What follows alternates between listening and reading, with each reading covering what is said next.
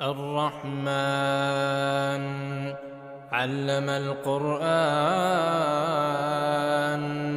خلق الإنسان علمه البيان الشمس والقمر بحسبان والنجم والشجر يسجدان والسماء رفعها ووضع الميزان ألا تطغوا في الميزان وأقيموا الوزن بالقسط ولا تخسروا الميزان والأرض وضعها للأنام فيها فاكهة والنخل ذات الأكمام والحب ذو العصف والريحان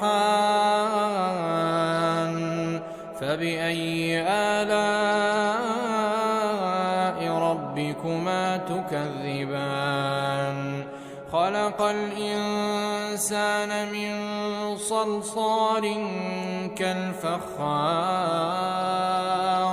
وخلق الجان من مارج من نار فبأي آلاء ربكما تكذبان رب المشرقين ورب المغربين فبأي آلاء ربكما تكذبان مرج البحرين يلتقيان بينهما برزخ لا يبغيان فبأي آلاء ربكما تكذبان يخرج منهما اللؤلؤ والمرجان فبأي آلاء ربكما تكذبان وله الجوار المنشآت في البحر كالأعلام فبأي آلاء ربكما تكذبان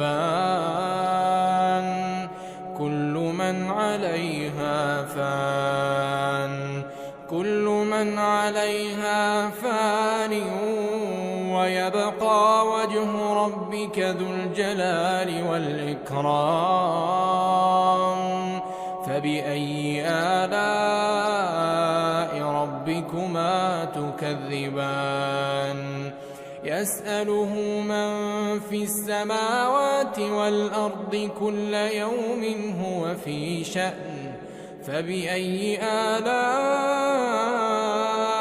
ربكما تكذبان سنفرغ لكم أيها الثقلان فبأي آلاء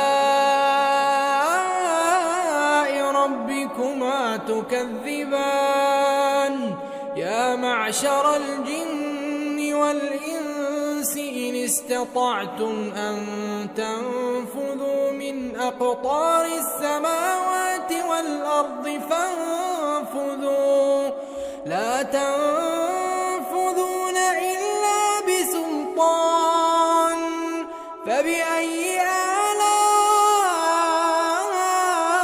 ربكما تكذبان يرسل عليكما شواظ من نار ونحاس فلا تنتصران فبأي آلاء ربكما تكذبان فإذا انشقت السماء فكانت وردة كالدهان فبأي آلاء ربكما تكذبان فيومئذ لا يسأل عن ذنبه ولا جان. فبأي آلاء ربكما تكذبان يعرف المجرمون بسيماهم فيؤخذ بالنواصي والأقدام. فبأي آلاء ربكما تكذبان هذه جهنم التي يكذب بها المجرمون يطوفون بينها وبين حميم آن. فبأي آلاء ربكما تكذبان ولمن خاف مقام ربه جنتان. فبأي آلاء ربكما تكذبان ذواتا أفنان. فبأي آلاء ربكما تكذبان فيهما عينان تجريان. فبأي آلاء ربكما تكذبان فيهما من كل فاكهة زوجان. فبأي آلاء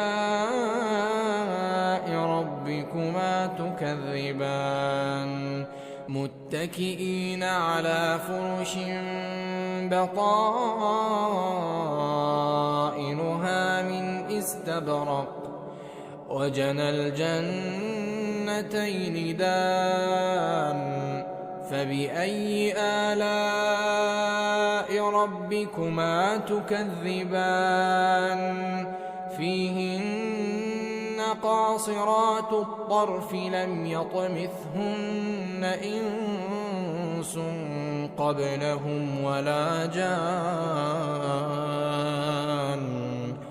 فبأي آلاء ربكما تكذبان كأنهن الياقوت والمرجان. فبأي آلاء ربكما تكذبان هل جزاء الإحسان إلا الإحسان. فبأي آلاء ربكما تكذبان ومن دونهما جنتان. فبأي آلاء ربكما تكذبان مدهامتان.